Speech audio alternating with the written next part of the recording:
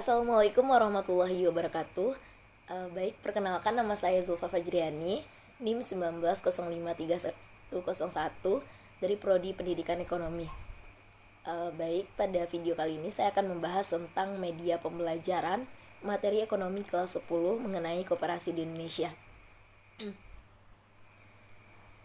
Kita masuk kepada sejarah koperasi di Indonesia. Sejarah koperasi di Indonesia yaitu koperasi pertama kali dikenalkan oleh seorang berkebangsaan Skotlandia yaitu Robert Owen pada tahun 1771 sampai 1858. Setelah koperasi berkembang dan diterapkan di beberapa negara-negara Eropa, koperasi pun mulai masuk dan berkembang di Indonesia. Lalu di Indonesia koperasi mulai diperkenalkan oleh Patih R. Arya Wirya Atmaja pada tahun 1896 dengan melihat banyaknya para pegawai negeri yang tersiksa dan menderita akibat bunga yang terlalu tinggi dari rentenir yang memberikan pinjaman uang. Melihat penderitaan tersebut, Patih R. Arya Wirya Atmaja lalu mendirikan bank untuk para pegawai negeri. Beliau mengadopsi sistem serupa dengan yang diterapkan di Jerman, yakni mendirikan koperasi kredit. Beliau berniat membantu orang-orang agar tidak lagi berurusan dengan rentenir yang pastinya akan memberikan bunga yang sangat tinggi. Seorang asisten residen Belanda bernama De Wolf van Westerode merespon tindakan Patih R. Arya Wirya. Dia mengajukan agar mengubah Bank Pertolongan Tabungan yang sudah ada menjadi Bank Pertolongan Tabungan dan Pertanian. Baik, selanjutnya apakah kamu tahu siapa Bapak Koperasi Indonesia? Nah, Bapak Koperasi Indonesia itu adalah Muhammad Hatta. Muhammad Hatta memberikan 3 usulan. Yang pertama, koperasi konsumsi yang terutama melayani kebutuhan kaum buruh dan pegawai. Yang kedua, koperasi produksi yang merupakan wadah kaum petani termasuk peternak atau nelayan. Yang ketiga adalah koperasi kredit yang melayani pedagang kecil dan pengusaha kecil guna memengaruhi kebutuhan modal. Bung Hatta mengatakan bahwa tujuan koperasi yang sebenarnya bukan mencari laba atau keuntungan, namun bertujuan untuk memenuhi kebutuhan bersama anggota koperasi. Lalu selanjutnya kita masuk kepada pengertian koperasi. Nah, koperasi itu sendiri menurut Undang-Undang Nomor 25 Tahun 1992 tentang perkoperasian, koperasi adalah badan usaha yang beranggotakan orang-orang atau badan hukum koperasi dengan melandaskan kegiatannya berdasarkan prinsip koperasi, sekaligus sebagai gerakan ekonomi rakyat yang berdasarkan azas-azas kekeluargaan. Ada beberapa pengertian koperasi menurut para ahli. Yang pertama itu Muhammad Hatta. Menurutnya, koperasi adalah usaha bersama guna memperbaiki atau meningkatkan kehidupan atau taraf ekonomi berdasarkan azas tolong-menolong. Lalu kedua, menurut Rivinal Caniago, mengartikan koperasi sebagai suatu perkumpulan yang bekerja sama dalam menjalankan sebuah usaha serta kekeluargaan guna meningkatkan kesejahteraan anggotanya.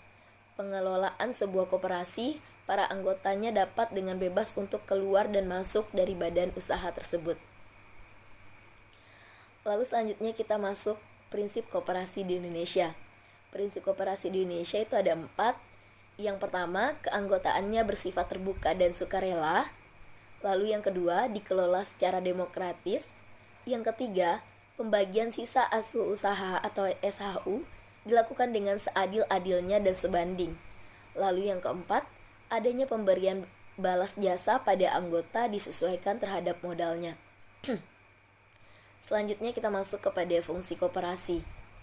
Nah, fungsi koperasi sendiri yang pertama, membangun dan mengembangkan potensi dan kemampuan ekonomi anggota pada khususnya dan masyarakat pada umumnya untuk meningkatkan kesejahteraan ekonomi dan sosialnya. Lalu yang kedua, berperan serta secara aktif dalam upaya mempertinggi kualitas kehidupan manusia dan masyarakat.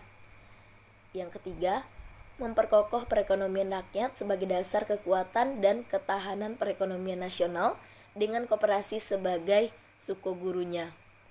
Lalu yang terakhir, berusaha untuk mewujudkan dan mengembangkan perekonomian nasional yang merupakan usaha bersama berdasarkan azas-azas kekeluargaan dan demokrasi ekonomi. Lalu selanjutnya kita masuk jenis-jenis koperasi. Yang pertama itu ada koperasi produksi. Koperasi produksi ini menyediakan bahan baku produksi sekaligus menjual dengan harga yang sesuai.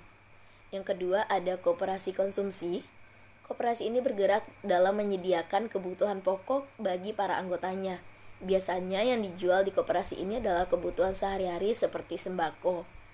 Lalu yang ketiga ada koperasi jasa. Koperasi jasa bergerak dalam bidang penyediaan suatu jasa bagi anggotanya maupun masyarakat umum. Lalu yang keempat ada koperasi simpan pinjam. Koperasi ini menyediakan pinjaman dan penyimpanan uang bagi anggotanya yang tentunya berbunga kecil atau tidak dipungut bunga. Lalu selanjutnya koperasi serba usaha menyediakan berbagai layanan sekaligus bisa memproduksi dan menjualnya, menyediakan jasa serta pelayanan simpan pinjam.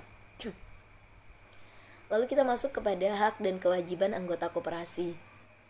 Kewajiban anggota koperasi diantaranya yang pertama, mematuhi anggaran dasar dan anggaran rumah tangga koperasi serta semua keputusan yang telah disepakati bersama dalam rapat anggota. Yang kedua, berpartisipasi dalam kegiatan usaha yang diselenggarakan oleh koperasi. Yang ketiga, mengembangkan dan memelihara kebersamaan azas kekeluargaan. Lalu hak anggota koperasi, yang pertama, menghadiri, menyatakan pendapat dan memberikan suara dalam rapat anggota. Yang kedua, memilih atau dipilih sebagai pengurus. Yang ketiga, meminta diadakannya rapat anggota menurut ketentuan-ketentuan dalam anggaran dasar. Yang keempat, mengemukakan pendapat atau saran-saran kepada pengurus di luar rapat anggota, baik diminta ataupun tidak diminta. Yang kelima, memanfaatkan koperasi dengan mendapat pelayanan yang sama antar sesama anggota. Lalu yang keenam, mendapatkan keterangan mengenai perkembangan menurut ketentuan dalam anggaran dasar. Lalu kita masuk kepada permodalan koperasi. Nah, modal koperasi terdiri dari beberapa. Yang pertama itu ada modal sendiri, diantaranya yang pertama simpanan pokok. Nah, simpanan pokok ini merupakan modal yang diperoleh dari banyaknya uang yang wajib dibayar oleh anggota kepada koperasi saat pertama kali masuk menjadi anggota. Yang kedua, simpanan wajib.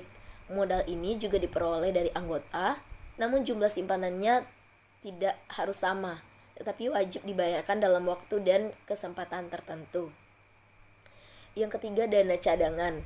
Modal ini diperoleh dari penyisihan sisa hasil usaha. Yang keempat, ada hibah atau sumbangan dari pihak lain secara sukarela dan tidak mengikat, baik berupa uang maupun barang yang bisa dinilai dengan uang. Lalu yang kedua itu ada modal pinjaman. Ada beberapa. Yang pertama, anggota. Modal bisa didapat dari anggota koperasi, tentu saja dengan persyaratan tertentu. Yang kedua, koperasi lain dan anggotanya. Antar koperasi atau anggota koperasi lain juga saling melakukan pinjaman, namun dengan persyaratan dan perjanjian yang harus dilakukan antar koperasi.